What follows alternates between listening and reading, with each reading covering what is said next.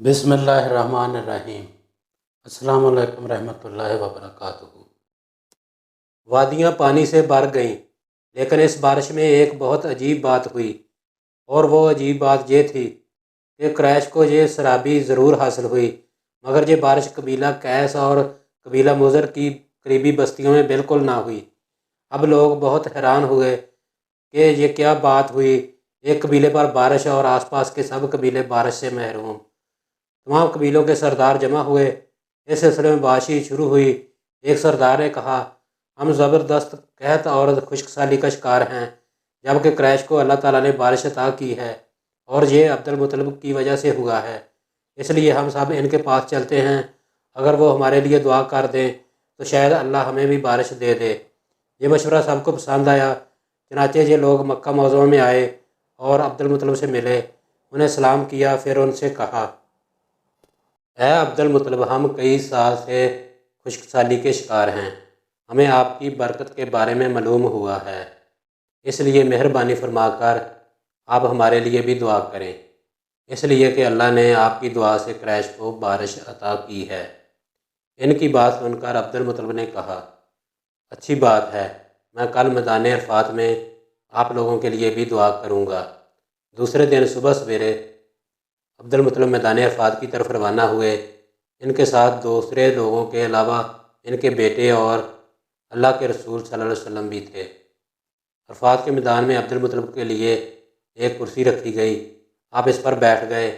नबी करीम सल्लल्लाहु अलैहि वसल्लम को उन्होंने गोद में बैठा लिया। फिर उन्होंने हाथ उठाकर यूँ दुआ की, ऐ अल्लाह, चमकने वाली बिजली के परवरदिगार और कड़कने वाली गर्ज के मालिक, पालने वालों के पालने वाले और मुश्किलात को आसान करने वाले, ये कबीला कैस और कबीला मुज़र के लोग हैं। ये बहुत परेशान हैं, इनकी कमरें झुक गई हैं। ये तुझसे अपनी लाचारी और बेकसी की फरियाद करते हैं और जानो माल की बर्बादी की शिकायत करते हैं। बस ऐ अल्लाह, इनके लिए खूब बरसने वाले बादल भेज दे और आसमान से इनके लिए रहमत अता फरमा, ताकि इनकी ज़मीनें सरसब्ज़ हो जाएं और इनकी तकलीफ़ दूर हो जाएं। अब्दुल मुतलिब अभी ये दुआ कर ही रहे थे कि एक स्याह बादल उठा, अब्दुल मुतलिब की तरफ आया और उसके बाद उसका रुख कबीला कैस और बनु मुज़र की बस्तियों की तरफ हो गया। ये देखकर अब्दुल मुतलिब ने कहा, ए गिरोह क्रैश और मुज़र, जाओ, तुम शराबी हासिल होगी। चनाचे ये लोग अपनी जब बस्तियों में पहुँचे तो वहाँ बारिश शुरू हो चुकी थी। आप सल्लल्लाहु अलैहि वसल्लम 7 साल के हो चुके थे कि आपकी आंखें दुखने को आ गईं। मक्का में आँखों का इलाज कराया गया, लेकिन अफाका ना हुआ। अब्दुल मुतलिब से किसी ने कहा, अकाज के बाज़ार में एक राहब रहता है, वो आँखों की तकलीफ़ का इलाज करता है। अब्दुल मुतलिब आपको इसके पास ले गए। इसकी इबादतगाह का दरवाज़ा बंद था। उन्होंने इसे आवाज़ दी। राहब ने कोई जवाब ना दिया। अचानक इबादतगाह में शदीद ज़लज़ला आया। राहब डर गया कि कहीं इबादत खाना इसके ऊपर ना गिर पड़े, इसलिए एकदम बाहर निकल आया। अब उसने आपको देखा तो चौंक उठा। इसने कहा, ऐ अब्दुल मुतलिब, ये लड़का इस उम्मत का नबी है। अगर मैं बाहर ना निकल आता तो ये इबादतगाह ज़रूर मुझ पर गिर पड़ती। इस लड़के को फ़ौरन वापस ले जाओ और इसकी हिफाजत करो, कहीं यहूदियों या ईसाइयों में से कोई इसे कत्ल ना कर दे। फिर उसने कहा, और रही बात इनकी आँखों की, तो आँखों की दुआ तो खुद इनके पास मौजूद है। अब्दुल मुतलिब ये सुनकर हैरान हुए और बोले, इनके अपने पास है? मैं समझा नहीं। हाँ, इनका लाभ इनकी आँखों में लगाएं। उन्होंने ऐसा ही किया। आँखें फ़ौरन ठीक हो गईं। पुरानी आसमानी किताबों में आपकी बहुत सी निशानियाँ लिखी हुई थीं। इसकी तफसीर बहुत दिलचस्प है। यमन में एक कबीला हुमैर था। वहाँ एक शख्स सैफ बिन यज़न था। वो सैफ हुमैरी कहलाता था। किसी ज़माने में इसके बाप दादा इस मुल्क पर हुकूमत करते थे, लेकिन फिर हबशियों ने यमन पर हमला किया और इस पर कब्ज़ा कर लिया। वहाँ हबशियों की हुकूमत हो गई। 70 साल तक यमन हबशियों के कब्ज़े में रहा। जब ये सैफ बड़ा होगा तो इसके अंदर अपने बाप दादा का मुल्क आज़ाद कराने की उमंग पैदा हुई। चनाचे उसने एक फ़ौज तैयार की। इस फ़ौज के ज़रिए हबशियों पर हमला किया और इन्हें यमन से भगा दिया। اس طرح وہ باپ دادا کے ملک کو آزاد کرانے میں کامیاب ہو گیا، وہاں کا بادشاہ بن گیا۔ یہ یمن عرب کا علاقہ تھا۔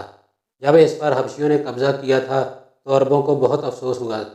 70 سال بعد جب یمن کے لوگوں نے حبشیوں کو نکال باہر کیا تو عربوں کو بہت خوشی ہوئی۔ ان کی خوشی کی ایک وجہ تو یہ تھی کہ انہی حبشیوں نے ابرہہ کے ساتھ مل کر مکہ پر چڑھائی کی تھی۔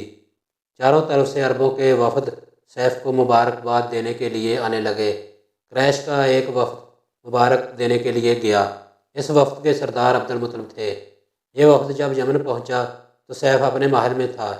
اس کے سر پر تاج تھا، سامنے تلوار رکھی ہوئی تھی اور ہماری سردار اس کے دائیں بائیں بیٹھے تھے۔ سیف کو قریش کے وفد کی آمد کے بارے میں بتایا گیا۔ اسے یہ بتایا گیا کہ یہ لوگ کس رتبے کے ہیں۔ اس نے ان لوگوں کو آنے کی اجازت دے دی۔ یہ وفد دربار میں پہنچا۔ عبد المطلب آگے بڑھ کر اس کے سامنے جا کھڑے ہوئے۔ انہوں نے بات کرنے کی اجازت چاہی۔ سیف نے کہا، اگر تم بادشاہوں کے سامنے بولنے کے آداب سے واقف ہو تو ہماری طرف سے اجازت ہے۔ تب عبد المطلب نے کہا، اے بادشاہ، ہم کعبہ کے خادم ہیں، اللہ کے گھر کے محافظ ہیں، ہم آپ کو مبارکباد دینے آئے ہیں۔ یمن پر حبشی حکومت ہمارے لیے بھی بوجھ بنی ہوئی تھی، آپ کو مبارک ہو۔ آپ کے اس کارنامے سے آپ کے بزرگوں کو بھی عزت ملے گی اور آنے والے نسلوں کو بھی وقار حاصل ہوگا۔ سیف ان کے الفاظ سن کر بہت خوش ہوا، بے اختیار بول اٹھا، اے شخص، تم کون ہو؟ کیا نام ہے تمہارا؟ انہوں نے کہا، میرا نام عبد المطلب بن ہاشم ہے۔ سیف نے ہاشم کا نام سن کر کہا، تب تو تم ہماری بہن کے لڑکے ہو۔